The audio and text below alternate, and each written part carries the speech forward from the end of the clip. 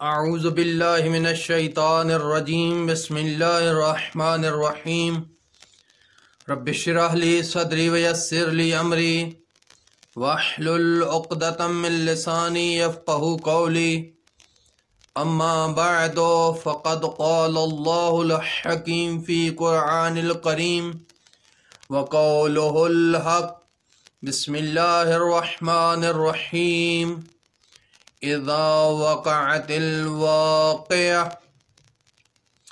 مومنین کرام، جیسا کہ ماہ مبارک رمضان ہے اور اس بابرکت مہینے کی مناسبت کو دیکھتے ہوئے چند سوروں کا مختصر سا تعارف اور ان کی مختصر سی تفسیر،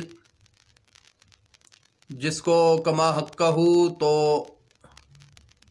بیان نہیں کیا جا سکتا، لیکن اس مختصر دورانیے میں کوشش کی جائے گی کہ چند صورتوں کو انتہائی مختصر انداز میں بیان کیا جائے تاکہ ہمارے لیے اور سامعین کے لیے مفید ثابت ہوں۔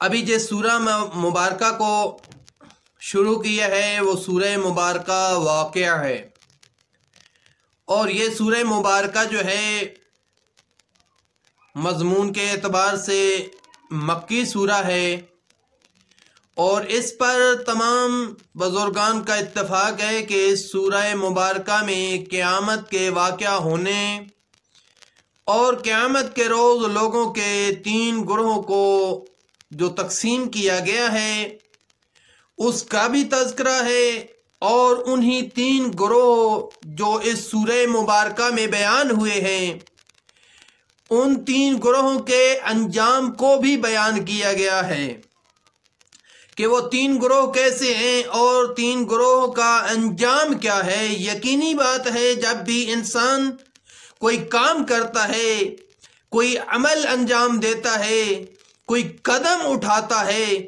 تو اس قدم پر، اس عمل پر اس کو کچھ نہ کچھ اجر و ثواب یا عذاب ملتا ہے۔ اب علیحدہ بات ہے کہ انسان کا وہ قدم نیکی کی طرف ہے یا انسان کا قدم برائی کی طرف ہے، یا انسان کس جہت سے وہ کام کر رہا ہے، لوگوں کے لیے کر رہا ہے یا خداوند متعال کے لیے کر رہا ہے۔ تو سب سے پہلے اس سورہ مبارکہ کی جو فضیلت ہے، جو اس کی اہمیت ہے، اس فضیلت اور اہمیت کو بیان کرتا ہوں کہ حضرت عثمان سے روایت ہے کہ حضرت عثمان جو ہیں وہ حضرت عبداللہ بن مسعود کے پاس جاتے ہیں۔ جب حضرت عبداللہ بن مسعود جو ہیں وہ مرض الموت ہوتے ہیں، یعنی قریب الموت ہوتے ہیں، ان کی عیادت کے لیے جب پہنچتے ہیں تو ان سے پوچھتے ہیں کہ آپ کو کس چیز کی شکایت ہے۔ توجہ یہاں پر ہمیں کرنی چاہیے کہ یہاں پر جناب عبداللہ ابن مسعود نے کیسے پیارے پیارے نکات بیان کیے ہیں اور کیسی پیاری پیاری تعبیرات استعمال کی ہیں۔ اگر ہم بھی ان جیسی تعبیرات کو اپنے وجود پر نافذ کریں تو ہمارے لیے یہ مفید ثابت ہوں گی۔ اب دیکھیں، جناب عبداللہ ابن مسعود سے جب پوچھا گیا کہ آپ کو کس چیز کی شکایت ہے، تو جناب عبداللہ ابن مسعود نے یہ نہیں کہا کہ مجھے آپ پر شکایت ہے، مجھے اپنی اولاد پر شکایت ہے، مجھے فلاں پر شکایت ہے، مجھے ڈاکٹروں پر شکایت ہے، نہیں، بلکہ جناب عبداللہ ابن مسعود نے کہا مجھے اپنے گناہوں پر شکایت ہے۔ یعنی انسان جب یہ جانتا ہے کہ میرے گناہ ہیں تو پھر ہم جب نعمات پروردگار کی رکاوٹ ہوتی ہے تو ہم اس پروردگار کی شکایت کرنے لگ جاتے ہیں، لیکن نہیں میرے دوستو، بلکہ ہمیں اپنے گناہوں کی شکایت کرنی چاہیے۔ جہاں پر مولا متقیان علی ابن ابی طالب علیہ السلام نے دعائے کمیل میں بھی یہ بات کمیل ابن زیاد کو بیان فرمائی ہے کہ یہ جو نعمات کی رکاوٹ ہے، یہ نعمات کی رکاوٹ کا سبب جو ہے وہ ہمارے گناہ ہوتے ہیں۔ نعمات کیوں رک جاتی ہیں؟ پروردگار کی طرف سے آنے والی نعمات جو پے در پے آ رہی ہیں وہ کیوں رک جاتی ہیں؟ وہ ہمارے گناہوں اور ہمارے بدعمالیوں کا سبب ہے۔ تو یہاں پر بھی جناب عبداللہ ابن مسعود اسی بات کی طرف اشارہ فرما رہے ہیں کہ مجھے کسی چیز کی شکایت نہیں ہے، فقط اپنے گناہوں کی شکایت ہے۔ اور پھر فرماتے ہیں، سوال کرتے ہیں کس چیز کی خواہش ہے؟ اللہ اکبر! ہم ہوتے تو ہم کہتے ہیں ہمیں زندگی کی خواہش ہے، ہم کہتے ہیں مال کی خواہش ہے، لیکن جناب عبداللہ ابن مسعود بامعرفت انسان تھے، انہوں نے فرمایا کہ مجھے پروردگار کی رحمت کی خواہش ہے، مجھے اپنے پروردگار کی رحمت کی خواہش ہے۔ اب میں اس کی طرف جا رہا ہوں، لہٰذا اس کی اگر رحمت شامل حال رہی تو میری قبر آسان ہوگی، میری قبر کے مراحل آسان ہوں گے، میرے تمام مراحل آسان ہوں گے۔ کتنا عظیم پیغام دیا ہے جناب عبداللہ ابن مسعود نے، فرمایا کہ مجھے رحمت پروردگار کی خواہش ہے۔ پھر فرمایا طبیب کو بلائیں، کہا کہ طبیب نے ہی مجھے مریض کیا ہے۔ اللہ اکبر!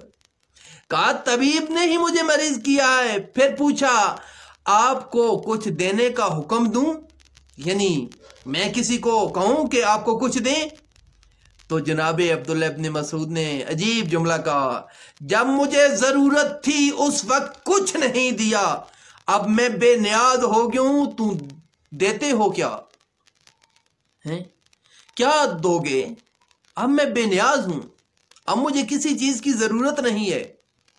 تو پھر سوال کیا گیا کہ اپنی بچیوں کے لیے ضرورت ہوگی، ان کے لیے کچھ لے لو۔ تو جناب عبداللہ ابن مسعود نے فرمایا کہ انہیں بھی ضرورت نہیں ہے۔ کیوں ضرورت نہیں ہے؟ فرمایا انہیں میں نے سورہ واقعہ پڑھنے کا حکم دیا ہے، چونکہ میں نے رسول خدا صلی اللہ علیہ وآلہ وسلم سے سنا ہے، من قرأت سورۃ الواقعہ کل لیلۃ لم تصبہ فاقۃ ابدا، جو ہر شب سورہ واقعہ کی تلاوت کرے گا وہ کبھی بھی فاقے کا شکار نہیں ہوگا، وہ مفلسی کا شکار نہیں ہوگا، وہ غربت کا شکار نہیں ہوگا۔